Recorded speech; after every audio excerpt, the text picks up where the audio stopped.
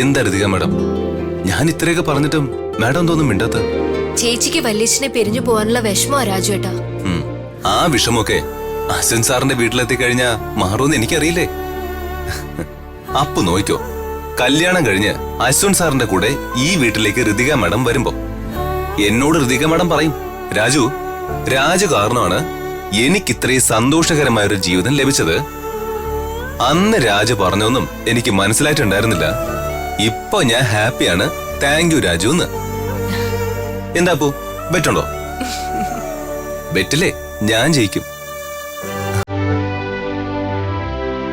അപ്പോ വാ, നമ്മളിവിടെ നിന്ന് ഋതിക മാഡത്തിന് ഡിസ്റ്റർബ് ആവണ്ട.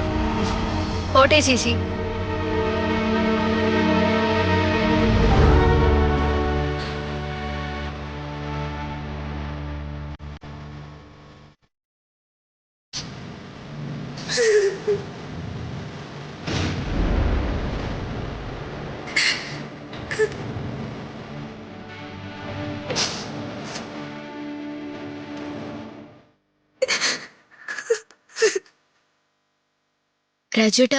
രാജുവേട്ടൻ എന്തിനാ ഇങ്ങനെ വിഷമിക്കുന്നേ?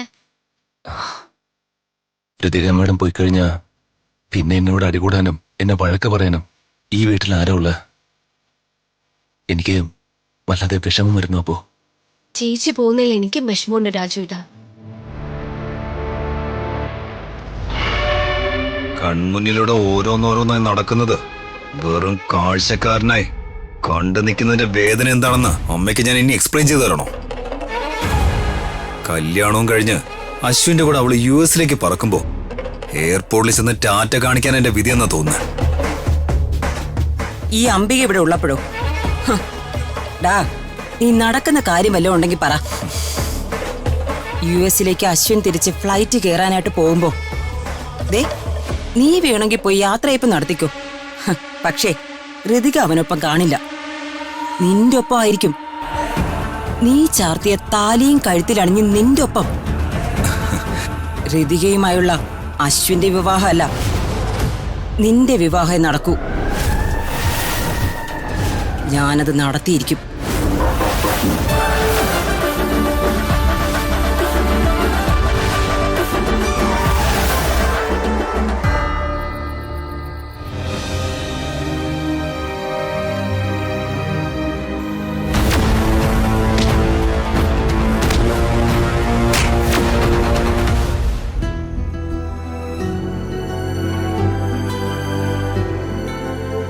നിങ്ങളെന്താ ഈ സമയത്ത് ഇവിടെ വന്ന് നിൽക്കുന്നത്? എന്റെ ഒപ്പം പഠിച്ച കുമാരനില്ലേ, ക്ഷേത്രത്തിനടുത്ത് ചായക്കട നടത്തുന്നത്, അവന്റെ മകള് മരിച്ചുപോയി. അയ്യോ, ആ കുട്ടിക്ക് എന്ത് പറ്റി? ഒരു കുഴപ്പമില്ലായിരുന്നല്ലോ. എന്തോ പ്രേമനൈരാശ്യം. ഇപ്പോഴത്തെ കുട്ടികൾക്ക് ഒരു കാര്യത്തിലും സമാധാനപ്പെടാൻ അറിയില്ലല്ലോ. നമ്മുടെ സ്ത്രീയുടെ കാര്യം ആലോചിക്കുമ്പോ പേടിയാവുക. നിർബന്ധിച്ച് വിവാഹം കഴിപ്പിച്ചു വിട്ട അവളെന്തെങ്കിലും അഭിവേഗം കാണിക്കുന്ന. അങ്ങനെയൊന്നും വാവുണ്ട് പറയല്ലേ വേണിച്ചേട്ടാ. നിങ്ങളെന്തിനാ ഇങ്ങനെയൊക്കെ ചിന്തിക്കുന്നത്? ദാരിദ്ര്യം, മാറാത്ത നമ്മുടെ ദാരിദ്ര്യം കാരണമല്ലേ കുട്ടികളുടെ ആഗ്രഹത്തിന് നമ്മൾ എതിരേക്കണത്. കയ്യിൽ കാശുണ്ടായിരുന്നെങ്കിൽ അന്തസ്സായിട്ട് ചെന്ന് നമുക്ക് രുക്മിണിയുടെ മുമ്പിൽ സംസാരിക്കായിരുന്നു. നമ്മുടെ മോൾക്കെന്തെങ്കിലും ബുദ്ധിമോശം തോന്നുമെന്ന് എനിക്ക് പേടിയാവുന്നു രാധേ. വേണുവേട്ടൻ ഇങ്ങനെ വിഷമിക്കാതെ. രുക്മിണിയോട് ഞാൻ സംസാരിച്ചു. രമ്യ രാജുവിനെ കൊണ്ട് വിവാഹം കഴിപ്പിക്കണമെങ്കിൽ ശ്രീയെ ഹരീഷിനെ കൊണ്ട് വിവാഹം കഴിപ്പിക്കണമെന്ന് ഞാൻ അവരോട് പറഞ്ഞു. എന്നിട്ട് രുക്മിണി എന്ന് പറഞ്ഞു? ആലോചിച്ചിട്ട് പറയാന്ന് പറഞ്ഞത്. അതിനിടയ്ക്ക് നമ്മൾ ആശുപത്രിയിലൊക്കെ ആയിരുന്നില്ലേ. അക്കാര്യം രുക്മിണിയോട് ചോദിക്കാൻ പിന്നെ എനിക്ക് സമയവും കിട്ടിയില്ല. എന്റെ ചങ്കലപ്പടപ്പ് കാരണം ഒരു സമാധാനമില്ല. രമ്യയും രാജുമായിട്ടുള്ള വിവാഹം അവർക്ക് സമ്മതമാണല്ലോ. എന്തായാലും രുക്മിണി സമ്മതം മൂടുന്ന എന്റെ മനസ്സ് പറയണു. അങ്ങനെയാണെങ്കിൽ നമുക്കിപ്പൊ തന്നെ രുക്മിണിയെ കാണാൻ പോയാലോ? വേണ്ട, ഇപ്പൊ രാത്രി ഒരുപാടായില്ലേ. ഒരു ശുഭകാര്യത്തിന് വേണ്ടിയല്ലേ നമ്മൾ അവിടെ ചെന്ന് കയറണത്. അത് ഈ രാത്രിയിൽ വേണ്ട, ഒന്ന് നേരം വിളിക്കട്ടെ. നാളെ രാവിലെ നല്ല നേരം നോക്കി നമുക്ക് പോവാം.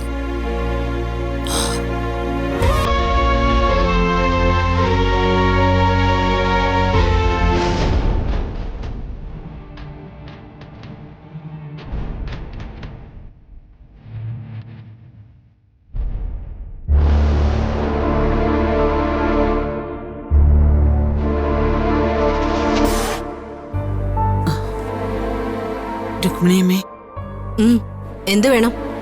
ഞങ്ങൾക്ക് അല്പം സംസാരിക്കാനുണ്ട്. ആ, കൊറേയൊക്കെ സംസാരിച്ചു കഴിഞ്ഞതല്ലേ?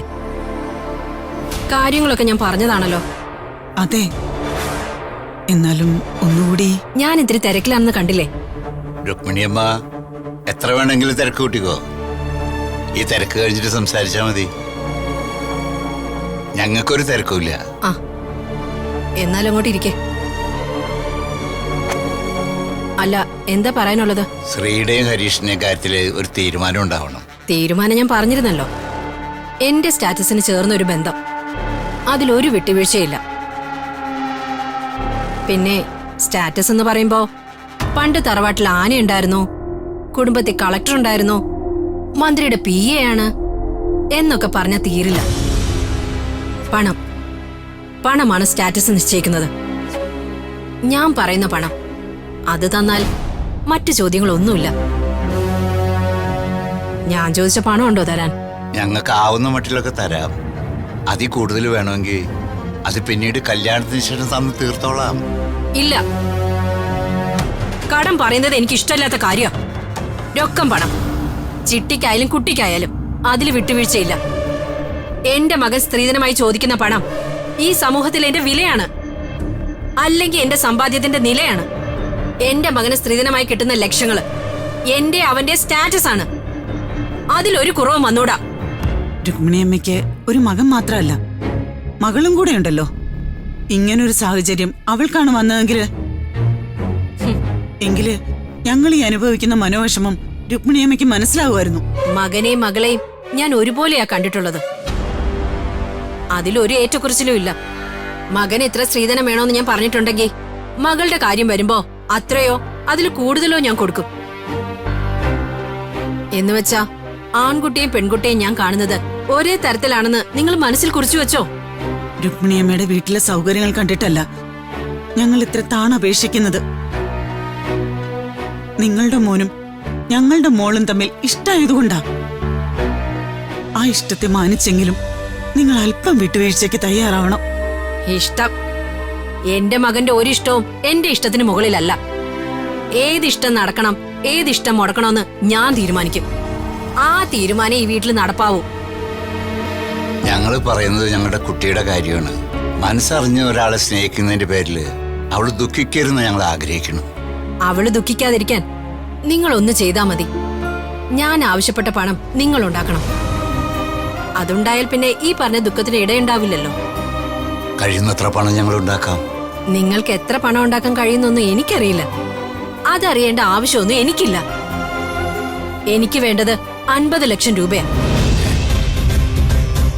പിന്നെ നിങ്ങൾ നിങ്ങളുടെ കുട്ടിയുടെ കയ്യിലും കഴുത്തിലും എന്താണോ ഇടാൻ ആഗ്രഹിക്കുന്നത് അതിടാം. ഇതിൽ കുറഞ്ഞതൊന്നും ചിന്തിക്കണ്ട, നടക്കില്ല.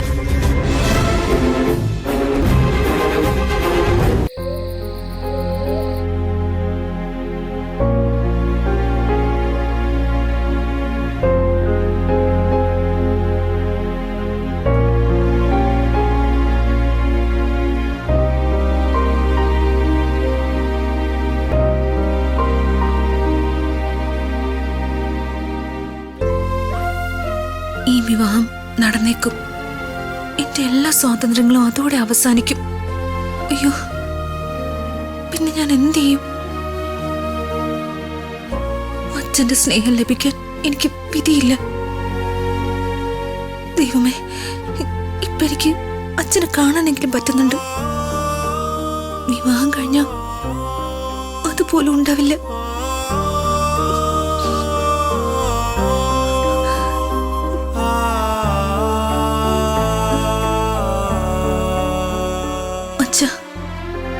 ഏതൊരു ദുർദിനത്തിലാണോ എന്നെ പ്രസവിച്ചത്? വളർത്തു നായ്ക്ക് ലഭിക്കുന്ന വാത്സല്യം പോലും ലഭിക്കാതെ വളരേണ്ടി വന്ന ഈ മകൾക്ക് അച്ഛൻ ആരുമല്ലാതായി തീരാൻ പോകുന്നു. ഞാൻ എന്ത് തെറ്റാച്ച ചെയ്തത്?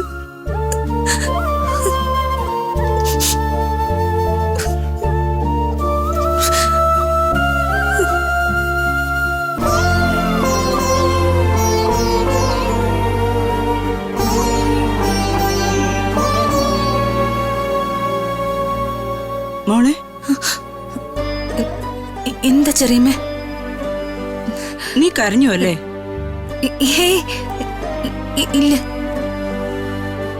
പക്ഷെ നിന്റെ മുഖം വല്ലാതെ വാടിയിട്ടുണ്ടല്ലോ.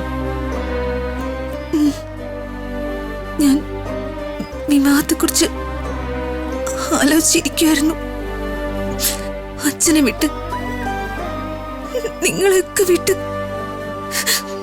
വേറെ ഒരിടത്തേക്ക്, വേറെ കുറെ ആൾക്കാരുടെ നടുവിലേക്ക് എനിക്ക്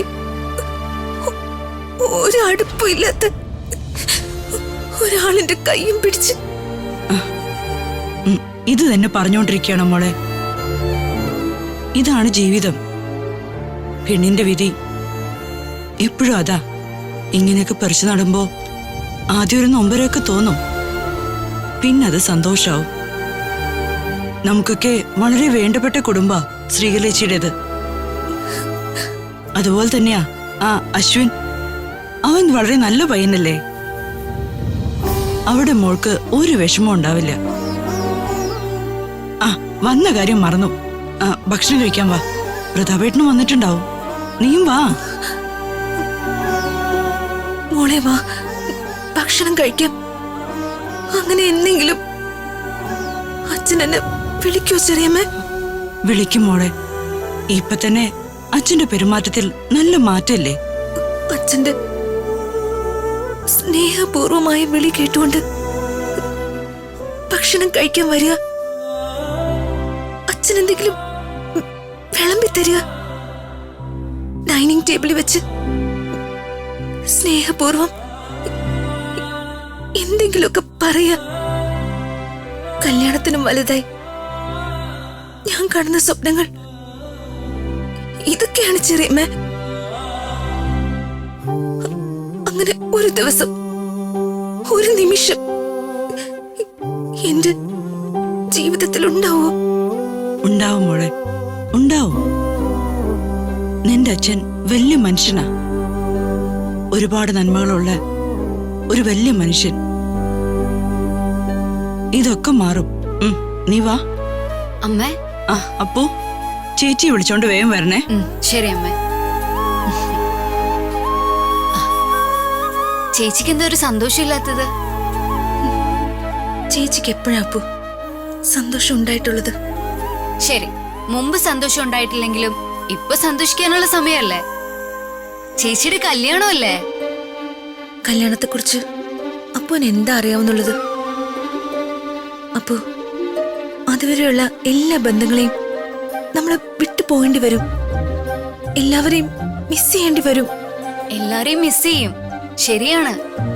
പക്ഷെ അംബിക അമ്മായിയെ പോലുള്ള ശല്യങ്ങളൊക്കെ ഒഴിവായി കിട്ടില്ലേ? ഈ വീട്ടിൽ നിന്ന് രക്ഷപ്പെടുന്നതാ ചേച്ചി ഒരു കണക്കിന് നല്ലത്. അംബിക അമ്മായിയും ദീപക്ക് മാത്രമാണ് ഇവിടെ പ്രശ്നങ്ങൾ. ബാക്കി എല്ലാവരും ഏറ്റവും പ്രിയപ്പെട്ടവരല്ലേ അപ്പു? ശരിയാണ്. ബാക്കി ആരെയും മിസ് ചെയ്താലും രാജുവേട്ടനെ മിസ് ചെയ്യുമ്പോ വലിയ പ്രയാസമായിരിക്കും. അപ്പോ ചേച്ചിയെ വിളിച്ചോണ്ട് വേഗം വാ. ആദ്യം വരുന്നമ്മേ. ചേച്ചി വാ. നീ പൊയ്ക്കോ അപ്പു, നീ പുറകെ വന്നോളാം.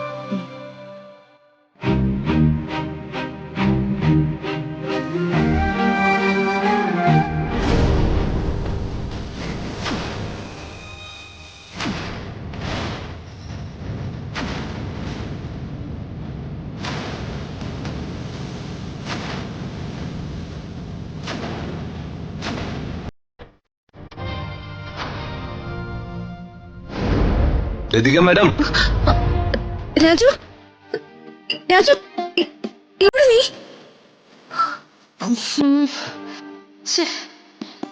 തോന്നിയതാവും.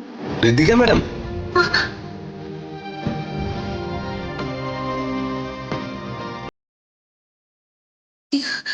ഇതിപ്പോ ഏത് നേരത്തും രാജുവിനെ കുറിച്ചുള്ള വിചാരമാണ് വരുന്നത്. രാജുവിനെ ഓർമ്മിക്കാതിരിക്കാനേ വയ്യെന്നായിരിക്കുന്നു. എന്റെ വിവാഹം കഴിഞ്ഞാലെങ്കിലും രാജുവിനെ ഓർക്കാതിരിക്കാൻ കഴിയോ? രാജു ഇല്ലാത്തവരിടത്താവുമ്പോ അവന് മിസ് ചെയ്യുന്നതായിട്ട് തോന്നുവോ? മോളെ ഋതു, വരുന്നു ചെറിയമ്മേ. ദിവ്യ, ഒരു കോഫി തരൂ. ദീപക് സാറേ, അല്ല സാറ് പറയുന്നൊക്കെ അനുസരിച്ച സാറിന്റെ കയ്യിലുള്ള വീഡിയോ ഡിലീറ്റ് ചെയ്ത് കളയാന്ന് സാർ എന്നോട് പറഞ്ഞതല്ലേ? എന്താ ദിവ്യ ഇങ്ങനെ പേടിയാ? അതെ സർ.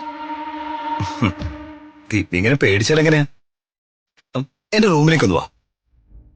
ദിവ്യയുടെ മുന്നിൽ വെച്ച് തന്നെ ആ വീഡിയോ ഞാൻ ഡിലീറ്റ് ചെയ്യാന്നേ. ആ വാ ദിവ്യ, വാ, ധൈര്യമായിട്ട് വാ. വാ.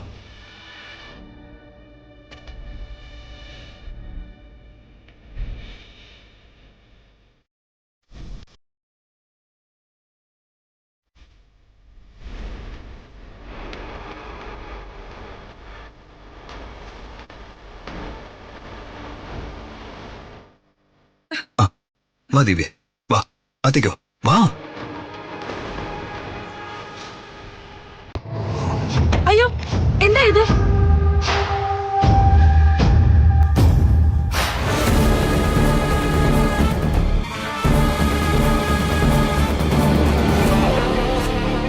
നിന്റെ പേടി ഇതുവരെ മാറിയില്ല ദിവ്യ. ദീപക് സാറേ, വാതിൽ തുറക്ക്. ആരെങ്കിലും കണ്ട വലിയ പ്രശ്നമാവും. ഒരു ചീത്തപ്പേര് കിട്ടിയാ അത് തേച്ചാലും മാച്ചാലും പോവില്ല സാറേ. എന്റെ അച്ഛനും അമ്മയും എനിക്ക് കല്യാണാലോചനകൾ നോക്കിക്കൊണ്ടിരിക്കുക. ഞാനിവിടെ ഉള്ളപ്പോ നീ എന്തിനാ പേടിക്കുന്നേ? കല്യാണത്തിനൊന്നും നീ വെറുതെ ധൃതി വെക്കണ്ട. അച്ഛനോടും അമ്മയോടും നീ പറഞ്ഞേക്ക് നിനക്കിപ്പോ കല്യാണം വേണ്ടെന്ന്. ദീപക് സാർ ഇത് എന്തൊക്കെയായി പറയുന്നേ? പിന്നെ ഞാൻ നോട്ടിട്ട പെണ്ണിനെ വേറെ ഒരുത്തൻ കെട്ടിക്കൊണ്ടുപോകുന്ന കേട്ടാ ഞാൻ സഹിക്കൂ? ഈ ദീപക് എന്തെങ്കിലും ആഗ്രഹിച്ചാൽ അത് നേടിയെടുക്കുക തന്നെ ചെയ്യും. നീ ഇങ്ങനെ കൺഫ്യൂഷൻ ആവില്ല ദിവ്യ. എനിക്ക് നിന്നെ എന്തിഷ്ടാണെന്നറിയോ? ഞാൻ നിന്നോട് കാണിക്കുന്ന ദേഷ്യമൊക്കെ വെറുതെ അല്ലേ? ശരിക്കും എന്റെ മനസ്സിനുള്ളിൽ നീയാ, നീ മാത്രം.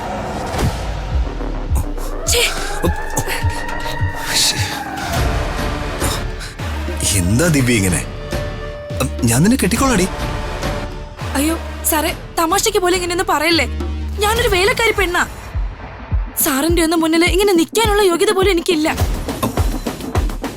നീ ഇങ്ങനെയൊന്നും പറഞ്ഞെന്നെ വിഷമിക്കല്ലേ മോളെ. സാമ്പത്തികം ഇല്ലാത്ത വീട്ടിൽ ജനിച്ചു പോയതാണ് നിനക്ക് പറ്റിയ തെറ്റ്. അല്ലെങ്കിൽ നിന്റെ ലുക്കിനും സൗന്ദര്യത്തിനും എങ്ങനെ ജീവിക്കേണ്ട പെണ്ണാ നീ. നിന്നെ ഞാൻ കല്യാണം കഴിച്ചോളാം. പക്ഷേ എനിക്കിപ്പോ ഈ കാര്യം എല്ലാവരോടും തുറന്നു പറയാൻ പറ്റില്ല. നിനക്കറിയാലോ, അമ്മാവന് അല്ലെങ്കിൽ തന്നെ എന്നെ കണ്ണെടുത്താ കണ്ടൂടാ. എന്റെ ഈ കാര്യം എങ്ങാനും അമ്മാവനിപ്പോ അറിഞ്ഞാ അതൊരു വലിയ പ്രശ്നമാവില്ലേ? നീ പേടിക്കണ്ട. നീ ഇനി എന്റെ പെണ്ണാ, മനസ്സിലായോ? സത്യാണോ സാറി പറയുന്നേ? ആ, ഞാൻ സാറിനെ വിശ്വസിച്ചോട്ടെ? ഞാൻ നിന്റെ തലയത്തോടെ സത്യം ചെയ്യണോ? ചെയ്യാം.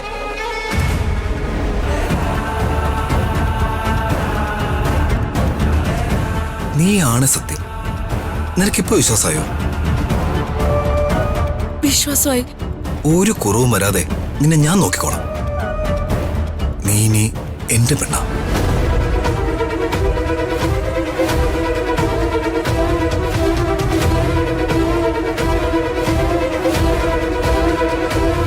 ഇത്രയ്ക്ക് ഫൂളായിരുന്നു ഇവള്.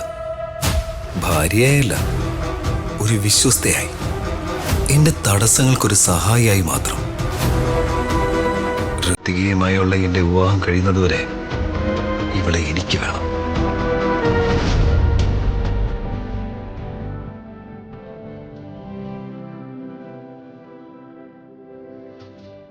യാമിനി ചേച്ചി, അംബിക മാഡം, യാമിനി ചേച്ചി, അംബിക മാഡം. ദേ, ദേ, എന്താ രാജു, എന്താ വിശേഷം? രമേശ് ശ്രീയൊക്കെ ഉണ്ടല്ലോ. എന്താ രമേ? there is a happy news to reveal. എന്ത് ന്യൂസ്? മനുഷ്യരെ ടെൻഷൻ എടുപ്പിക്കാത്ത കാര്യം പറ രാജു. പറയാനാണല്ലോ വന്നത്. എല്ലാരും ഒന്ന് വന്നിട്ട് മാഡം. ശരി പറ. ഇനി അച്ഛനും കൂടി വന്നാലേ പറയൊന്നുണ്ടോ? ഇല്ല, വർമ്മ സാറ് വരണ്ട. വിദ്യാഭ്യാസ മന്ത്രി അറിയാത്ത വാർത്തയല്ല. സാറത് നേരത്തെ അറിഞ്ഞാണ്. എന്നാ പറ, ബാക്കിയുള്ളവർ അറിയട്ടെ. Ritika madam exam ജയിച്ചിരിക്കുന്നു.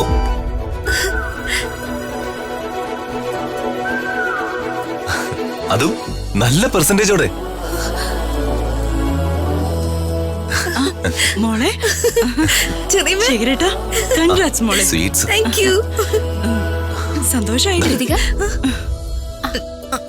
ഋതികയുടെ ഈ സന്തോഷം പങ്കിടാൻ വേണ്ടിയാ ഞാനും ശ്രീയും രാജുവിന്റെ കൂടെ ഇങ്ങോട്ട് വന്നത്. കൺഗ്രാറ്റ്സ്. താങ്ക്സ് രമ്യ. എക്സാം പാസ്സായത് എന്റെ മാത്രം എടുക്കൊണ്ടല്ലോ, അതിന്റെ ക്രെഡിറ്റ് ഒരാൾക്ക് കൂടി അവകാശപ്പെട്ടതാ അല്ലേ രാജു? ആ, അങ്ങനെ ഒരാളുണ്ടോ? അതാരാ മാഡം?